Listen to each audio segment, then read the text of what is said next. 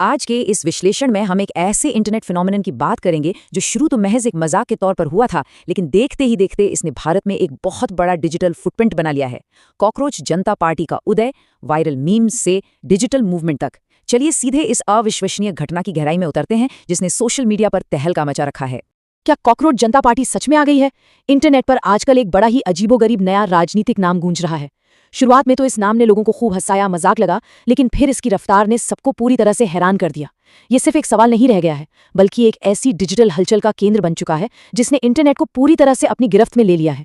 90 लाख से अधिक फॉलोअर्स, जी हाँ, 9 मिलियन प्लस। ये कोई आम आंकड़ा बिल्कुल नहीं है। ये सोचने वाली बात है कि कैसे एक व्यंग्यात्मक आंदोलन ने महज कुछ ही दिनों में इतनी बड़ी संख्या में लोगों को अपने साथ जोड़ लिया। इंटरनेट के इतिहास में इतनी तेजी से ग्रोथ होना अपने आप में एक बहुत बड़ी और दुर्लभ घटना है। और ये बात यहीं खत्म नहीं होती। कुछ रिपोर्ट्स के मुताबिक फॉलोअर्स की संख्या में हुए इस अचानक विस्फोट ने कथित तौर पर इसे इंस्टाग्राम पर आधिकारिक सत्ताधारी पार्टी के नंबरों से भी आगे धकेल दिया। ये साफ तौर पर दिखाता है कि जब कोई मीम एक जन आंदोलन का रूप लेता है तो सोशल मीडिया की ताकत रातों रात कैसे बड़े बड़े समीकरण बदल सकती है। भाग 1, उत्प्रेरक। कैसे एक वायरल गलत बयान ने एक विद्रोह को जन्म दिया। सोशल मीडिया पर अचानक से एक दावा बहुत तेजी से वायरल होने लगा। दावे में कहा गया कि सीजीआई सूर्यकांत ने बेरोजगार युवाओं के लिए विशेष रूप से कॉकरोच और परजीवी जैसे बेहद कठोर शब्दों का इस्तेमाल किया है। इन चुभने वाले शब्दों ने तुरंत ही युवाओं के बीच एक बहुत ही तीखी प्रतिक्रिया को जन्म दे दिया। इस बिंदु पर निष्पक्ष रूप से ये स्पष्ट करना बहुत जरूरी है कि इस दावे के तुरंत बाद एक आधिकारिक स्पष्टीकरण भी जारी किया गया था। इस स्पष्टीकरण में ये साफ तौर पर पुष्टि की गई कि इन टिप्पणियों को पूरी तरह से गलत तरीके से पेश किया गया था। लेकिन इंटरनेट की दुनिया में तब तक बहुत देर हो चुकी थी। वो ट्रिगर वर्ड्स आग की तरह फैल चुके थे और अपना काम कर चुके थे। एक विवादित कोट कैसे पूर्ण विकसित आंदोलन में बदल जाता है, इसकी टाइमलाइन समझना बहुत दिलचस्प है। मई 2026 की शुरुआत में उस टिप्पणी का दावा वायरल होता है। फिर मध्य मई में उस गलत बयानी पर आधिकारिक स्पष्टीकरण आता है और अंततः मई 2026 के अंत में महाराष्ट्र के एक युवा अभिजीत दीप के द्वारा कांग्रेस जनता पार्टी यानी सीजेपी का गठन कर दिया जाता है। अब इस पूरी घटना को सही से समझने के लिए ये साफ करना बहुत जरूरी है कि ये कोई पंजीकृत चुनावी पार्टी नहीं है।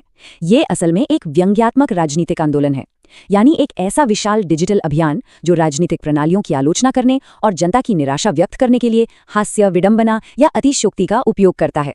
यह राजनीति पर कटाक्ष करने का एक बिल्कुल नया और आधुनिक तरीका है। भाग 2, द वायरल मैनिफेस्टो। व्यंग्य के पीछे छिपी गंभीर मांगे। इस अजीब से नाम के पीछे एक उल्लेखनीय रूप से तीखी राजनीतिक टिप्पणी छिपी है। इन 4 मांगों पर गौर किया जाए तो इसमें आलसी और बेरोजगारों की आवाज बनने से लेकर महिलाओं के लिए 50% आरक्षण लागू करने, फेक न्यूज़ फैलाने वालों पर सख्त कार्रवाई करने और दल बदलने वाले नेताओं पर 20 साल का बैन लगाने जैसी बातें शामिल हैं। ये महज मजाक नहीं है, बल्कि ऐसी बहुत ही वास्तविक मांगे हैं जो वर्तमान स्थिति से थक चुकी इंटरनेट पीढ़ी के साथ सीधा कनेक्ट कर रही हैं। भाग 3, रहस्य से अर्थ तक। युवाओं की निराशा की संरचना। इतने सारे युवाओं का एक साथ आना कोई महज इत्तेफाक बिल्कुल नहीं है। हम निष्पक्ष रूप से एक ऐसी विशाल लहर देख रहे हैं जहां युवाओं के बीच ये भावना तेजी से बढ़ रही है कि वर्तमान व्यवस्था उनकी बुनियादी निराशाओं को नहीं समझती। उनकी आर्थिक और सामाजिक शिकायतों को सिस्टम द्वारा सुना नहीं जा रहा है। और इसी गहरी निराशा ने एक डिजिटल मीम को इतने बड़े जन आंदोलन का रूप दे दिया है। इस पूरे मामले में एक बहुत ही दिलचस्प बदलाव देखने को मिलता है। युवा नेटिजन्स ने उस शब्द को लिया जिसे एक अपमान के रूप में देखा जा रहा था और उसे पूरी तरह से पलटकर डिजिटल विद्रोह का एक शक्तिशाली बैच बना दिया। जो कॉकरोच शब्द पहले एक कथित गाली के तौर पर देखा जा रहा था, वो अब रातों रात एक विद्रोह के प्रतीक और उनकी नई पहचान में बदल गया। आंदोलन का ये डायलॉग, अगर सिस्टम हमें कॉकरोच समझता है तो अब कॉकरोच ही आवाज उठाएंगे, ये इंटरनेट पीढ़ी के कच्चे गुस्से को बखूबी पकड़ता है। वे अपनी कहानी अब खुद लिख रहे हैं।